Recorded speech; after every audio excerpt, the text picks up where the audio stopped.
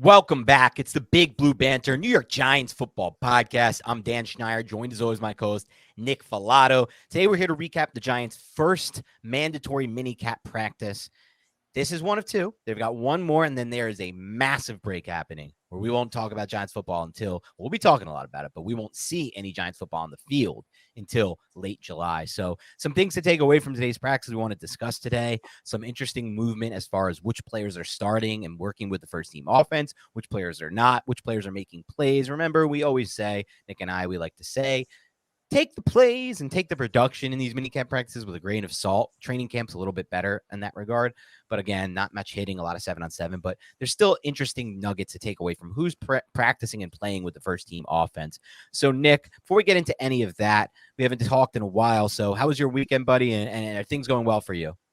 Things are going excellent for me, Tanner, by the way. You look like you got some sun What? this week. Yeah. I just go outside and I just become really tan, but I haven't really gone to the beach or anything crazy like that. I was in Vegas though, but we already talked about that. I actually went to the movies, Dan, place where you do not get a tan, and I saw About My Father with Sebastian Maniscalco's film with Robert De Niro. And I gotta say, I'm not a big movie guy. My girlfriend is. I'm not, but I enjoyed it. It was a good movie, talked about my Sicilian roots, so I enjoyed it. Nice. I had a weekend where I traveled down to Florida to see the Stanley Cup game. Unfortunately, the Panthers lost. One of my best friends in life, Jordan Kovacs, moved down there. He is diehard Panthers fan, as diehard as we are about the Giants, crazy extent. And we just unfortunately couldn't get the win. I know you were rooting for Vegas earlier in the series, and you went to a game in Vegas. It's sort of. I just want good hockey. You just want a good hockey, rooting for the home team. I think part of the issue for the Panthers is Kachuk is just not healthy anymore, and he's just played like none of the third period, which is like a disaster, and you can't win without Kachuk. Kachuk is like, that's like if the Giants lost Dexter Lawrence or Andrew Thomas. You're just not gonna, you can't replace that kind of value. But I did have two first world problem issues. My flight down to West Palm Beach, we're 12 minutes away. It says 12 minutes on duration. And we hear, there's some thunderstorms in the area. And anyone who lives down there or has lived down there or visits there knows there's like thunderstorms in the area. Okay, it's fine. Pilot goes, don't worry. We're going to circle around for 15 minutes, maybe 20, and everything's going to be all right. And they're not going to last here. They circle around. 35 minutes later, he says, we're running out of fuel. We need to make an emergency stop in Fort Myers. We're going to fuel right up. And then it's another 25 minutes back to West Palm. Okay, fine. This is my issue, though, Nick. You can't control the weather. I get it. And these are all first world problems. I understand. But when we get down and we do the emergency landing in Fort Myers, we wait another, and I counted on my phone, and this wasn't pointed out to me until a lady next to me on the plane made a really good astute point, and I wasn't even angry until she made this point. That's when I don't say anything. There were so many passengers on that plane who were like yelling at the flight attendants and being so rude and annoying. That's never me, and I hate people who do that. But in my head, and to this lady, because we were just like talking quietly to each other, I did get a little angry with her, like not with her, with the situation, because she was like, here's my point. Why did it took 65 minutes from the point where we did our emergency landing to get the fuel over? So why was that fuel tank not waiting for this plane before we landed? We had another like 20 minutes down to Fort Myers or whatever. Get that fuel tank ready. Why does it take 65 minutes to get a fuel tank over there? Anyway, double the trip on the way there. On the way back, I then hit another 2-hour delay going to Newark. So it's just a devastating home and away, I called it, where double delay, almost double the trip in both ends, and just got crushed on both ends. But again, it's a first world problem, like you said. Oh, it's absolutely a first world problem. You should have flew United, Maybe you wouldn't have had those issues. You're damn right, and I normally do. So that might be the last JetBlue flight. No, I don't. They might be a sponsor at some point. JetBlue was great. Besides that, they were great. Just, you can't control some of these things. Get that fuel tank ready, though. If you know you're doing an emergency landing or whatever, why is it 65 minutes extra to get a fuel tank over there? That's just something I can never quite understand. But we're here to talk about Giants. We're here to talk about minicamp today, Nick. So let's dive into some of the notes we got from some of the beat writers in attendance, and then from our, a friend of the show, reoccurring guest, John Schmelk, we had on recently, just a couple months ago. So here are some notes from John Schmelk, and we can go through them one by one. Bill Parcells made an appearance at practice and addressed the team afterwards. He said, I want to just, and when they asked Daniel Jones, what was the message? And he said, it's all about accountability. He says, talking about what makes a team great and what tests the team goes through in a season, staying close together, close knit, taking accountability for your role in the team. And he thinks it's a great message. And I will say this, Nick, I feel like this Giants team really does have a lot of that togetherness and really does have a lot of that close-knit feel to them, that is important, is there for basically every single Super Bowl team ever. Like, yes, sometimes there's just insanely talented rosters out there that win a Super Bowl. And it's just like, all right, there was no way to stop that quarterback when he got hot in the postseason or whatever it may be. But I feel like a lot of the Super Bowl teams you see are these tight knit, close knit, tight groups. And I feel like it was a good message, and I'm happy the Giants are in that place right now. Absolutely. I mean, think about where the Giants were recently, Dan. It wasn't that long ago where we're like, dude, we have no identity. We have no culture whatsoever. We are kneeling down on the 1 yard line. The absolute joke of the NFL. And right now we have Bill Parcells coming in talking about accountability. And we know that that message is absolutely landing with Brian Dable and Joe Shane leading this ship. What did Bill Parcells used to say, the big tuna? I was like, you don't get any medals for trying. You get medals for results, right? And I think the Giants, at least right now, have the framework to earn those medals, but they got to keep trying, and you're not going to get them until you actually get the results. And who would have thought the Giants would have win a playoff game last year? That was out of the minds of so many people. And year one, they were able to do that. Yep. So that was cool. The Giants focused today on situational football, according to Schmelk. And I know Brian Dable also mentioned this before, that goal line run schemes, end of game type scenarios, navigating clock management at the end of game, last second plays, desperation plays to try and score. I think all that stuff is cool, and it's good that they're focusing on that. So more Statue of Liberty type of runs. Yeah, another pony package. Awesome. Oh, we're going to see that again, man. They're going to Matt Breida as the wing back. He's going to motion. You're going to hand the football off, maybe incorporate the triple option a little bit into the goal line with Daniel Jones and his legs. I mean, the sky's the limit right now for the Giants when it comes to the X's and O's with these two offensive minds on staff.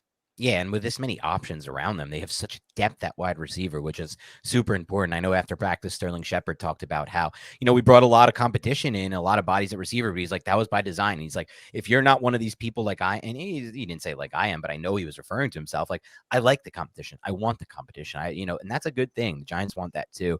And leading into, coming back to that, today, it was, we talked about last week, Jamison Crowder found a little connection with Daniel Jones in last week's set of OTAs, a bunch of catches with Jamison Crowder. Even today, Emory Hunt, who was at minicamp, said he thinks Crowder is a big sleeper to make an impact in the passing game this year for the Giants. We keep hearing different names, though. We've heard a little bit of Hodgins as OTAs. We heard a little bit of Crowder from last week, and then today again with Emory Hunt.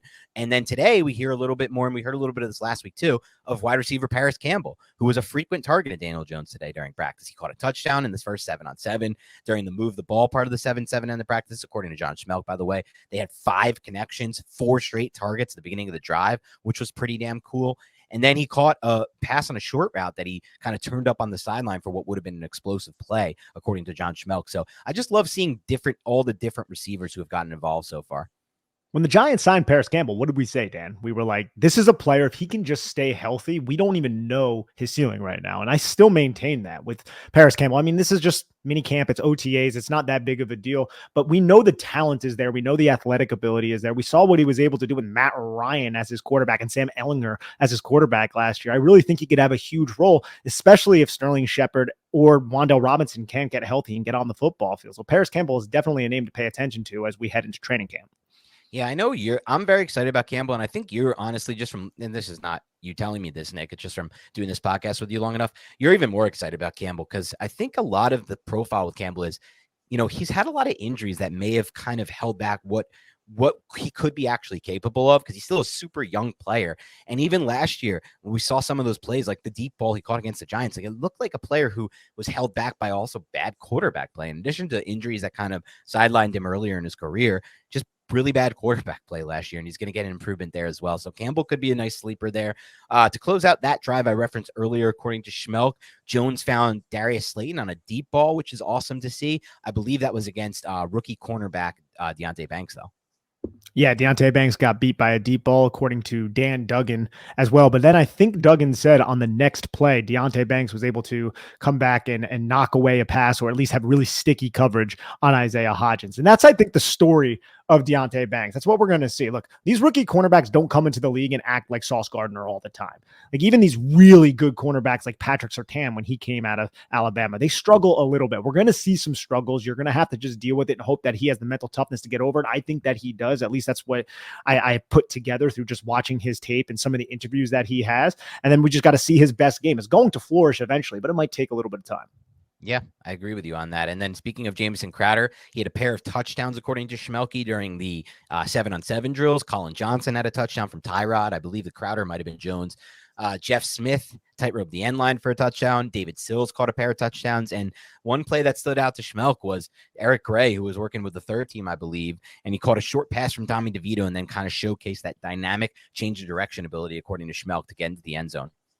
Love to see it. And that's what we see from Eric Gray. Eric Gray is not the burner. We've said this several times, but he can make you miss in a phone booth, and that's very valuable. And think about last year, man. Matt Breida was excellent at that. How many 3rd and 1, 4th and 1 situations did Matt Breida get the football in a variety of different ways? And he was able to either fall through contact or make someone miss in a phone booth. I think Eric Gray can also do that. It's just Matt Breida, to me, adds another explosive type of element that Eric Gray lacks.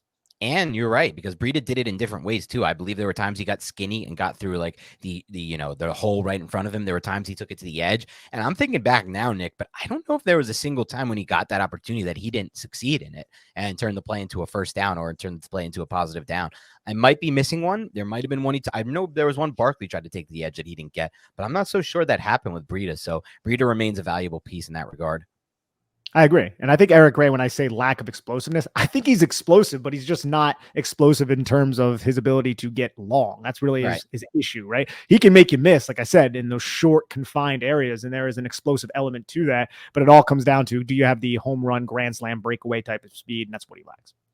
And then some interesting developments going on with the defense, I think. We're going to get to some more developments of the offense as well below, but we heard before practice Jerome Henderson talk about his defensive backs. I'm going to get to that a little bit later, but we saw today that, it's not a mirage. The Giants are seriously considering Nick McLeod at safety. And even Jerome Henderson, we're trying him at safety right now. We're using him at safety.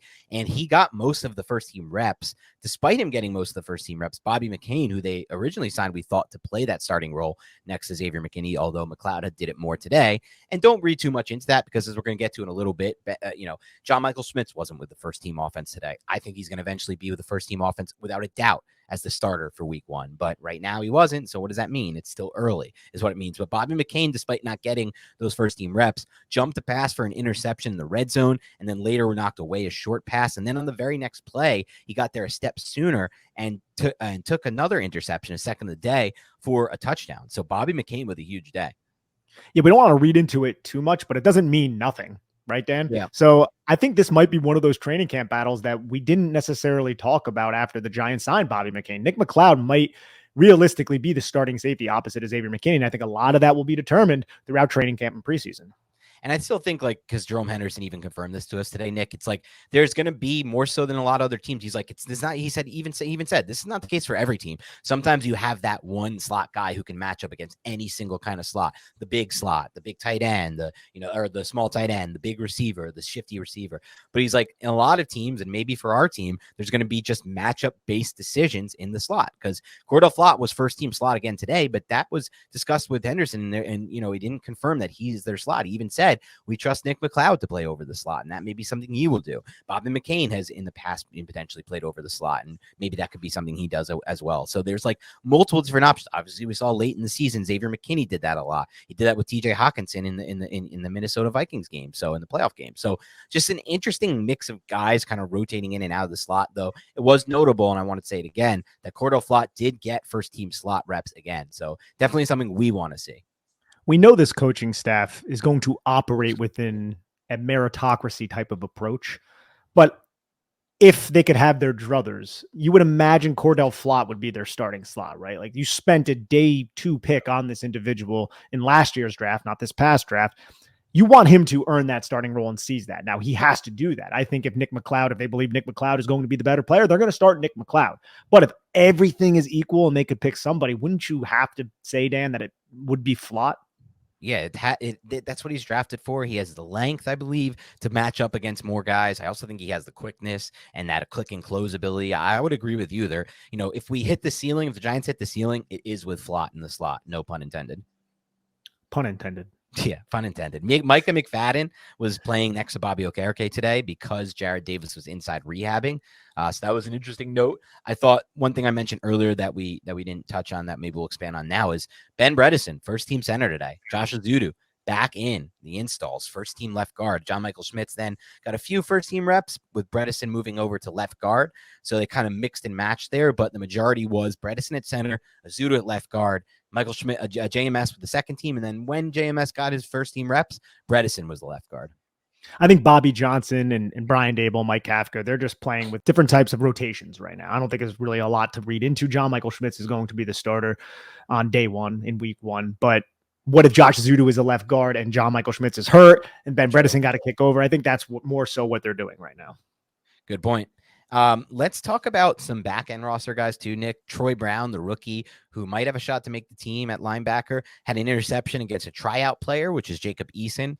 That was a pass that deflected off of Jalen Hyatt. That kind of just shows you where Hyatt is right now in the pecking order. It's early, but I think they're going to kind of take him along slowly since they have so many other options at receiver. And they are, in a lot of ways, deferring to the veterans, right? Like Jamison Crowder is getting more run than Jalen Hyatt right now because they brought him in. He's a veteran. He's proven it before, and he's earned that in the league so far. Jalen Hyatt still needs to prove that he's earned that. But just an interesting note about that situation. Jacob Eason, remember him out of Washington? That dude was, I think at one point they were like, this happens every year. It happened to a couple guys the Giants drafted, I believe. One of them was Ryan Nassib. Another one was Davis Webb. But there's always like that one quarterback who, like, during the pre-draft process, they're like, we hear from sources, we hear from NFL teams, this guy has a real shot to move into the back end of round one. And it's like they end up going on day 3. Jacob Eason was that guy of that class. I remember it.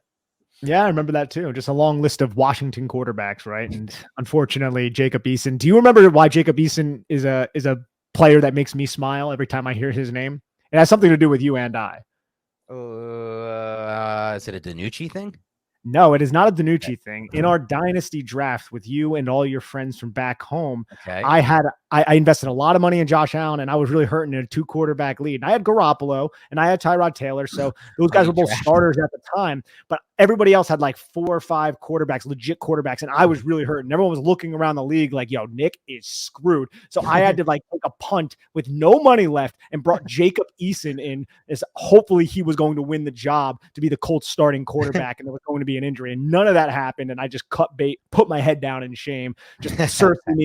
And that's how fast things can change in Dynasty, too, because I had a good quarterback situation going, and now it's like devastating. I have Kyler Murray, Tom Brady retired. I have Daniel Jones, which is nice, but I had Carson Wentz at the time who had some value. He's done, his value's done. So I'm in a little bit of a tank mode type situation there now. But back to this podcast and back to the Giants minicamp. Some interesting notes from some of the coordinators and from some of the front office people. Brandon Brown, assistant general manager, described Darren Waller as a problem creator. He said he stretches the defense vertically and laterally, and he makes the other players better, which makes him a quote unquote force multiplier because he also added that he's a key factor for them in the red zone this year.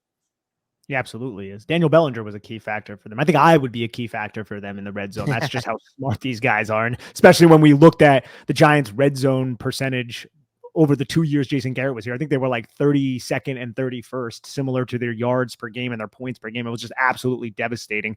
Now with these minds here and a Darren Waller talent, geez, man, that's a great recipe for success. Brown also said something about Deonte Banks I thought was interesting, the Giants' first-round pick. He said he wasn't even on their radar in September, and a scout from the Giants, who he didn't mention, but I'd love to know who that scout was, kind of flagged Banks and said, get this guy on your radar. So the staff started grinding film, watching him, setting up meetings with Banks, and that's all part of the process, right? Like it starts in September. That's late for, this draft class, but they go through this whole process of you watch the film, you see what the scout's telling you he's seeing, you agree. Now you're setting up meetings. They said they did a deep dive into him. They did analytics were part of that. Everything they could do on the player starting from September into the point where they drafted him. So I thought that was a really cool look inside the process of drafting, what you do to draft your first round pick. Think about him. He was injured the entire 2021 season with that collarbone shoulder injury that he suffered. So it's not too surprising that he was not on their radar, but it didn't take long for the Giants to figure out who the hell he was. Yeah, no, it did not take long at all. And I think I get the early feel with Banks, and you could correct me you could tell me if you see this differently, Nick. I get the early feel that we're not entering another DeAndre Baker situation where they just weren't vetted well, or an Eli Apple situation where the personality just makes them no match. I get the feeling that while he's not much of a talker, Deonte Banks, he's more of a quiet type. I think he's going to, despite having confidence, which I think we'll see on the field, I think he might be like a quiet type who's a little more like, chirpy in receivers' ears, which I like. But I get the feeling this dude is just all about ball, and I have a good feeling he's going to work out for the Giants. I mean, if it doesn't, the eggs Benedict that is on Wink Martindale's face after hugging Joe Shane and that getting caught on camera would not look great. You're right about that. If he's All not right. vetted, like he might not work out from a skill set standpoint. Like I Right. think he will, but that's one thing. But if he DeAndre Bakers and he's falling asleep in class and he can't Oh adopt or God. pick up the playbook, that's an absolute disaster in that situation. Yeah, and I think more so along the lines of that won't be the case. If anything, it would be that just it's tough to play corner in the NFL, and sometimes guys don't translate. But I don't think that'll be the case for him either. Sterling Shepard spoke to the media after practice, Nick, and he said he's right on schedule, if not a little bit ahead of a schedule physically, and his goal remains to be ready for the season. I thought that was awesome to hear. I know you and I are still big fans of Sterling Shepard from the film we've watched. We can't speak to. I know a lot of Giants fans have given up on him. A lot of Giants are, why do we bring this guy back? It's ridiculous. We keep bringing this guy back, but like the film doesn't lie. He's still super effective when he's on the field. Yeah, it's just hard to gauge because this is like how many games did we have since his last devastating injury? Only a couple. And he had one of the biggest plays earlier in the season with that long touchdown catch against Tennessee to really spark that comeback when the Giants were down. But a couple weeks later, he's injured again. And this one's even more serious than the one that put him out the year prior. But also, man, he had like so many concussion issues as well before that. So there's a lot that goes on with Sterling Shepard, but I love the guy, dude. He's such a precise an intelligent route runner. He's so crisp. He knows where to be. He was Daniel Jones's safety blanket for much of Daniel Jones's early turbulent career. And I think he was one of the only reliable weapons that Daniel Jones had throughout that, despite the fact that he had all those injuries, which is not really congruent with my previous statement. Yeah, and in addition to all that, you can see some other aspects of his game trades-wise that are super impressive still, even this late in his career, like the fact that he doesn't drop a lot of passes. He's a really sure-handed target for Daniel Jones. The fact that he can kind of freelance and nuance and have awareness to do things like that first week we saw against Tennessee, where he kind of, in some ways, didn't freelance that route, but found a way to get open vertically, a little unconventional, and present himself to Daniel Jones, where Jones can kind of just put the ball up there and Shepard can make a play on it. So you think about all of those things he does well, and the toughness catches too. Like part of him not dropping passes is every time he's put in a position where he doesn't have that much space between him and the defensive back, he still holds on to the football despite taking these big hits. So I just feel like he's still one of the better players when healthy on the roster. So I'm just happy to bring him back. Look, it's like a vet min type deal. Like they're not allocating any cap space to him. Yeah. To me, it's just pure upside play where they can release him if they really need to, if he gets injured again. And I think they would look to do that, but it would be amicable. Like Sterling Shepard knows the deal right now. And I think one reason why the Giants brought him back was to do him a solid so he can train and he can rehab on the roster for the New York Giants. And he's not just off having to do it on his own with the injury and just getting an injury settlement, which is honestly something that I respect about the New York Giants right now, where they are with their current roster. Yep, completely agree with you on that. One interesting note, shout out to Bobby Skinner who put this out there. Listening to the defensive line coach Andre Patterson interview, he said, right, according to what Patterson said, Ryder Anderson is up from 282 pounds last year to 305 pounds this season. He'll be making the attempt to convert from edge last year to maybe an interior defensive line position with the Giants. That'll be interesting to see, but I think that could give him potential to kind of make his case to make the back end of this roster. He'll just be someone I keep an eye on. Edge. He wasn't really an edge last year. He played a lot for technique, and he was kind of just somebody who spelled the base defense. And he had some flashes too. Undrafted guy. He was one of the players who wasn't signed as an undrafted free agent, but was brought in for a workout and ended up earning his way onto the roster. That's not something that happens that often. So he really started from the bottom. Now he's here. I just think the Giants adding A'Shawn Robinson and Nacho and a lot of these players, it really kind of affects his ability to make this roster, but he has a unique body type. And if he can continue to develop, maybe the Giants will try to squeeze him in. I don't really know if there's a spot for him, but he will have a home on the practice squad if no one else claims him. And that's a good point. Like adding in Nacho, adding in A'Shawn makes it more difficult to see the path maybe for him to make the roster. But I do get the feel, Nick, that the Giants are going to be one of those teams that has probably more defensive linemen on their final 53 than not, or more than the rest of the NFL. Just listening to Joe Shane, his thoughts on last season, thoughts on really what went wrong toward the end of the year with just that lack of depth on the defensive line. I feel like he's going to do everything in his power to kind of make sure that's not the case again this year. Same thing happened really with receivers. Giants had so many injuries at that position, and I know they got lucky. They hit lightning in a bottle with Isaiah Hodgins, but if that doesn't happen, like they would have been in a really bad spot at receiver as well last season. And also, like if Darius Slayton doesn't evolve into a player that, let's be honest about the situation, he was buried on the depth chart from the new regime at the beginning beginning of the last season and kind of worked his way and proved he belonged to be playing. But if that doesn't happen too, they would have been in a bad spot there too. And those are both the positions where they just added a ton of talent to: receiver, interior defensive line. So I wouldn't be shocked if Ryder Anderson has a really good training camp that he can make the roster just for that depth standpoint. But it's a good point you made about them kind of the competition being much higher this year.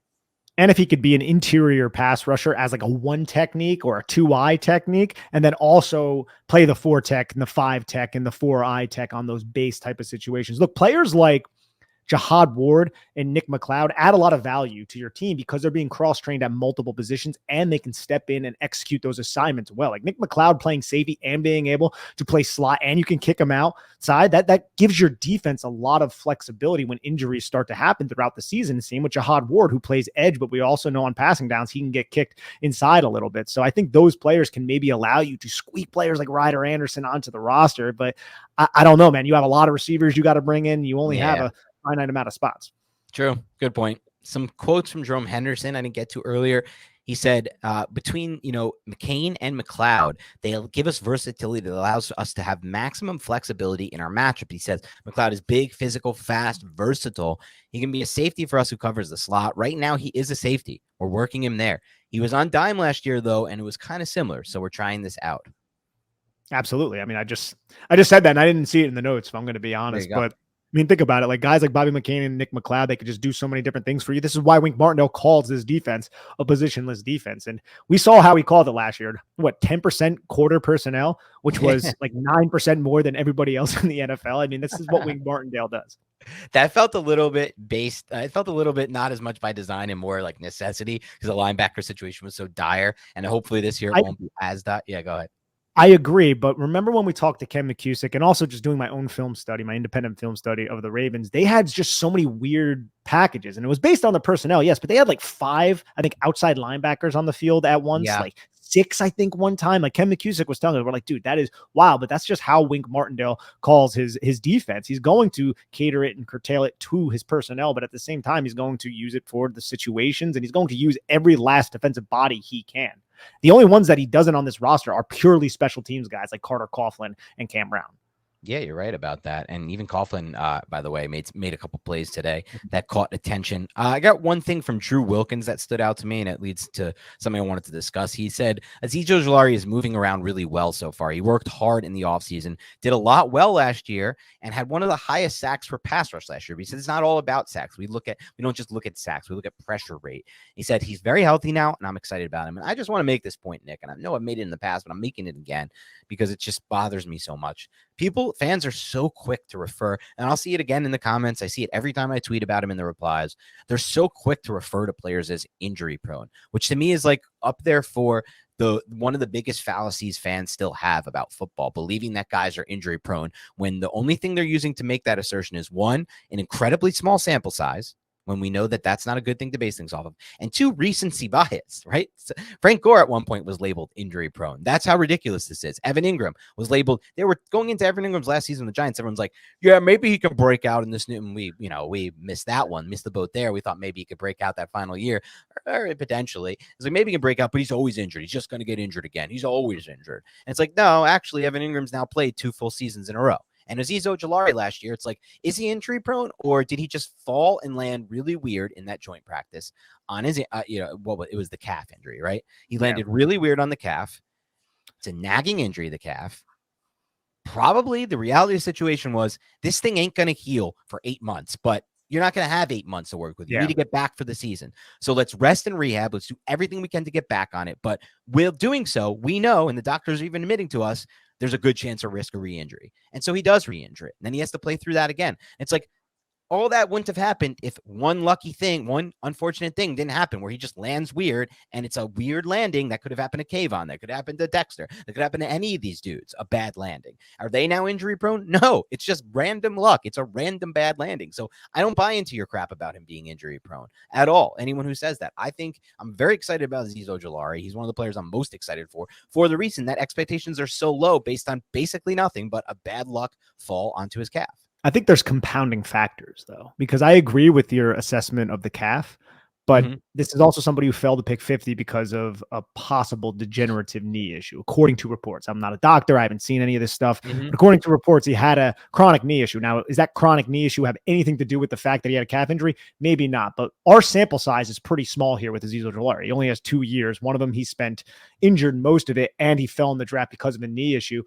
I agree that I don't know if we should just say he's injury prone. We can't expect anything from him, but I also don't think it's ridiculous for fans to be like, look, he has been injured 1 out of 2 years, and he also fell in the draft before that. For those compounding factors, I at least err with the side of caution. I think that's the way I approach it, and I think that's a logical and reasonable way to approach it personally. That is a very logical, reasonable way to approach it. And I have the same approach, but I just maybe went about talking about it in a different way, because I think it's fair to say until he proves it, I'm not going to believe it. That's okay. But that's different than saying there's no chance of it happening because he's injury prone. Like, he's good when he's on the field, but he's just going to get injured. I see a lot of he's just going to get injured in 4 weeks, or he's just going to get injured in X amount of time. That to me is where you lose me, because maybe you can be okay. I'm okay with you just saying, you know what, until he proves it, I'm just going to be cautious about it. But that's different than saying he's definitely getting injured, because then it's just like, is he definitely injured? And I also think, like, what's more important to focus on here, right? Like the fact that he was injured not all of last year, for large chunks of last year with that weird calf injury that reoccurred.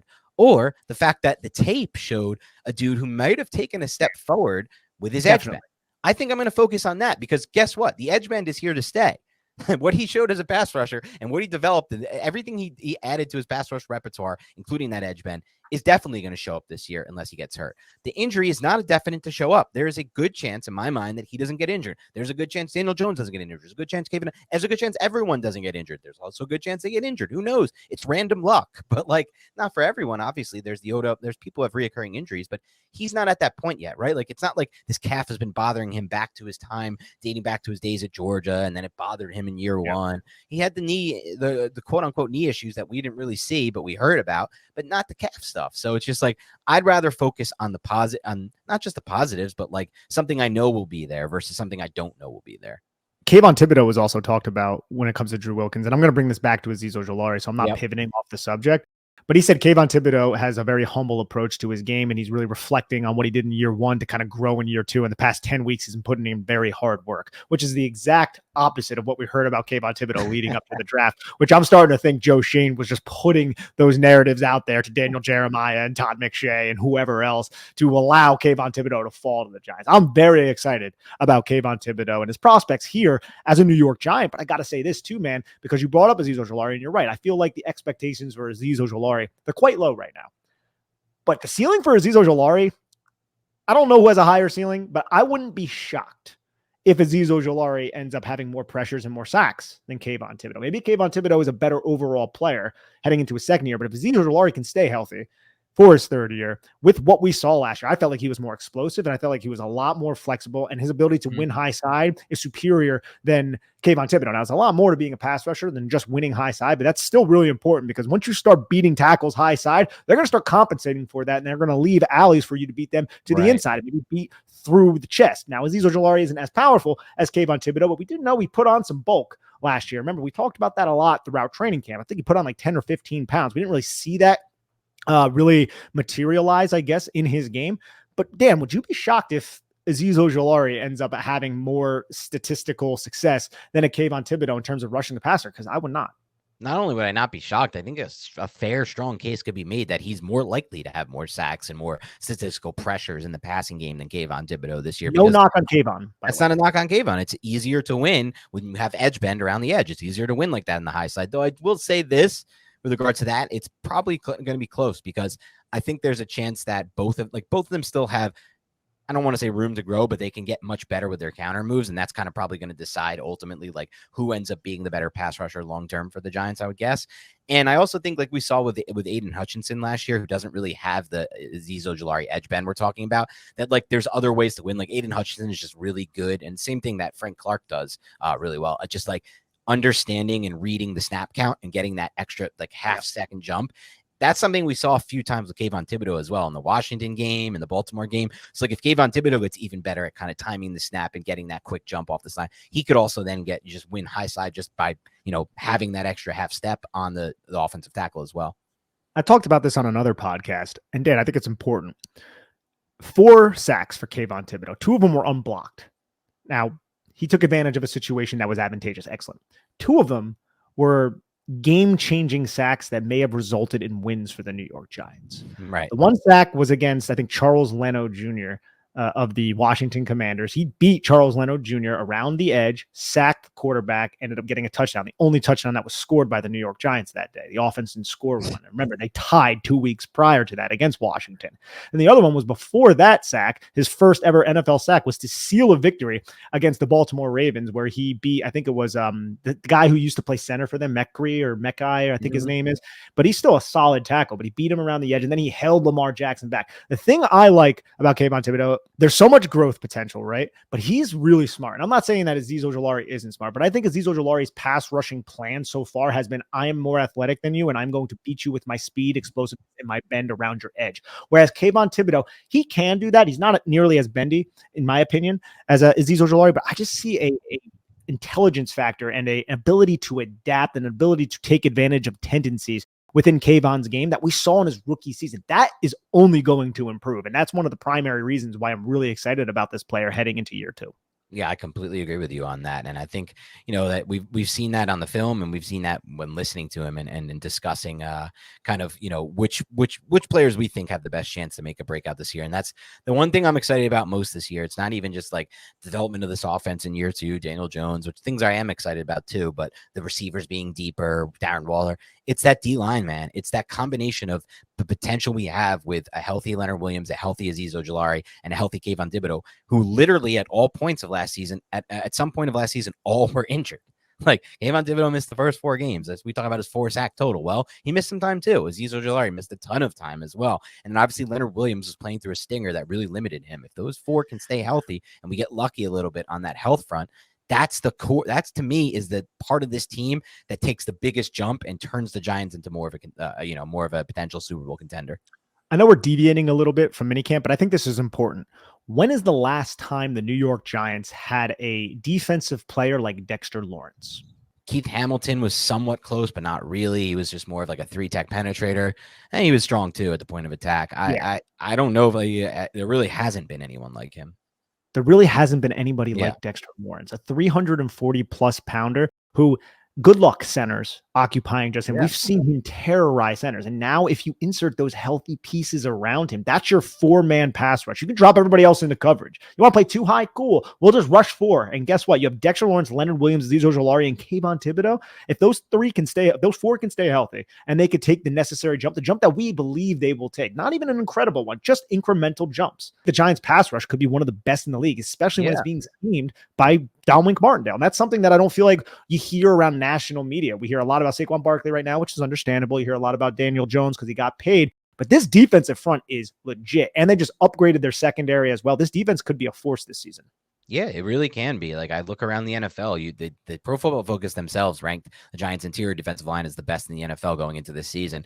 And there's still a lot of uncertainty with regards to the projections from the national media, at least with Kayvon Thibodeaux and Azeez Ojulari. But we've seen flashes of what they can potentially do if they're healthy. So those are just added pieces to the puzzle. And I don't think we've even seen the full extent of what Leonard Williams and Dexter Lawrence can do together if they're both fully healthy. And I think even back to last year, back to your Lawrence point, it's like, except for the one player he matched up against, who's literally a generational player at his position. And I know that gets thrown around a lot, the word generational, and it's mostly BS when people use it. But with Jason Kelce, it's not BS. He's a generational center. There's not going to be, that happens once in every generation. There's a player like Jason Kelce. But with reception for that, I don't really think there were any centers who I watched the game with Dexter Lawrence. We watched the film and we're like, Dexter Lawrence was like negated, or Dexter Lawrence was kind of neutralized in that game. So it's like, going into this year, I don't really know who other than Kelce is going to stop him. Neither do I. And Siamalu was also helping on that. It wasn't like always a one-on-one. Right. It wasn't one-on-ones, which is kind of crazy too. And I guess this is like a styles makes fights type of argument, just to bring the sweet science into this a little bit. But I remember Dalvin Tomlinson like really getting the best of Jason Kelce when he was here. But I don't necessarily see that too much with Dexter Lawrence. So I think he's not infallible, Jason Kelce. He's one of the best centers we've seen recently, but there were definitely times where I was like, bro, he is struggling against 94 out there. I remember us breaking down the shitty New York Giants. It was depressing. So we tried to find the little pieces of happiness that we could get. And I remember Dalvin Tomlinson being one of those players and him exploiting the matchup. And I wonder how much of that is just like the physics of football because of the leverage battle and how important that is in the trenches with a player like Dalvin Tomlinson, who's just a totally different, physically speaking player than and Dexter Lawrence. One guy is 6 foot, almost 6'5". The other guy's like 6 foot. And we're talking about a center and Jason Kelsey, who's what, 6 foot? Maybe some people say, what is he, 5'11", 6 foot? Like he's got 6 foot. I don't think is he in the sixes? Okay, I thought he was like 6. I would imagine. I don't think there's many offensive linemen in the league. Yeah, that are under 6, but I don't think he's too far over 6. So it's like maybe that was a factor. We won't know, but yeah, definitely an interesting point because I do remember that with Dalvin Tomlinson as well, who just had great film for the Giants, but not the same as Dexter Lawrence. Even at his best, Dalvin Tomlinson wasn't doing what Lawrence was doing last year. Like you said, no one's really done that. We've always said on this podcast, at least, or at least I've definitely maintained that Dexter Lawrence always had the highest ceiling of the three, and that included Leonard Williams. Right. I don't think Dalvin Tomlinson is the same type of player, but he was just an excellent run defender who really knew how to manipulate leverage. And that was such an important part of playing defensive line. Still does. He still does know that. All right. Anyway, think that's all we have for today on the OTAs minicamp, or the wrapping up minicamp day 1. Stay tuned, Big Blue Banter. We're going to be back at you tomorrow, right? Recapping anything that is interesting from tomorrow's minicamp. And then once we turn the page on minicamp, we will be discussing some interesting concepts that we've brought up on previous shows. Just some off-season content coming up with the next over the next 6 weeks before training camp. So thanks again for tuning in. If you want to help grow the show, support the show, hit the like button on this video. That's first and foremost. Subscribe, hit auto subscribe, get our videos. Hit that notification button to get our videos. Subscribe on iTunes or Spotify, both is even better. Set up auto download. These are just the 4 things that we'll ask. And if you do all those things, you'll help us grow. So thank you so much if you do that and take the time to do that. Otherwise, have a great rest of your week, and we will talk to you soon.